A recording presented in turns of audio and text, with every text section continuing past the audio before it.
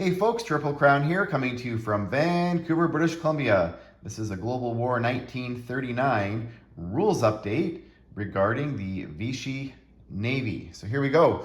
Well, what's changed? What's new?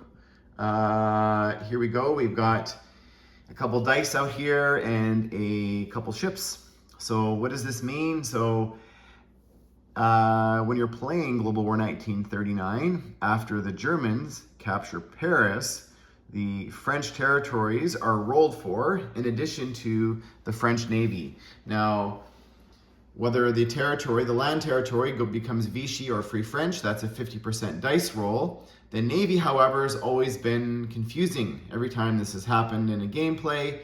Under the original rules, it was a D12 system. We've now moved to a D6 system to try and simplify it. And the more I thought about it, the more I talked to our development team and realized that it still didn't make a lot of sense. So under the current 8.1 rules, after the fall of Paris, after the land territories are rolled for, then the French Navy is rolled for. And what did that really mean? Well, that meant if the German player takes a D6 dice, and if they were to roll a 1, the French ship becomes German. If the German player rolls a 2, the ship becomes part of the Vichy Navy. And if it was to roll a 3 or a 4, it's scuttled.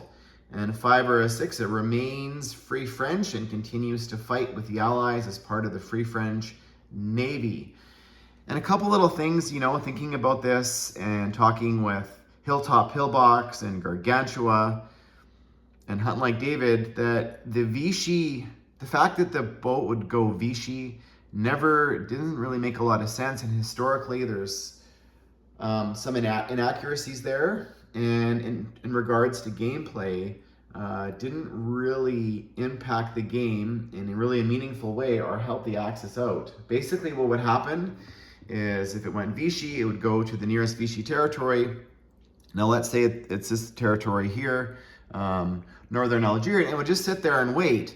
And if Paris was liberated, the ship would convert back to Free French, but is basically sitting there the entire game not being used. Now, if the Allies wanted to enter that territory, the sea zone, they would have to fight it. So there was occasional scenario, for example, let's just say Morocco went Vichy and the ship was sitting here. Now it serves as a blocker, so the Allies have to fight it, but it doesn't really help the Axis in any way. It's just but historically, after Paris was captured by the Germans, we all know what happened. The British Navy went to sink the French Navy with fear that it was going to be converted to German Navy. So there wasn't really any Vichy Navy that sort of stuck around. It was either became German, it was scuttled, or it decided to fight along the British forces as part of the Free French Navy. So we've gotten rid of it.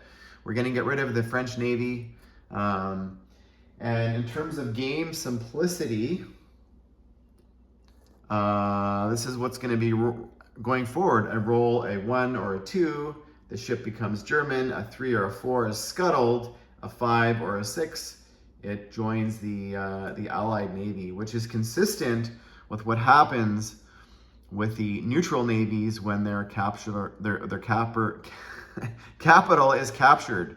This is the exact same scenario. A 1 or a 2, it joins the attacker. A 3 or a 4 is scuttled. A 5 or a 6, it goes to the Allies or opposite side. So this is a simpler way of making it consistent across what happens when a navy is rolled for.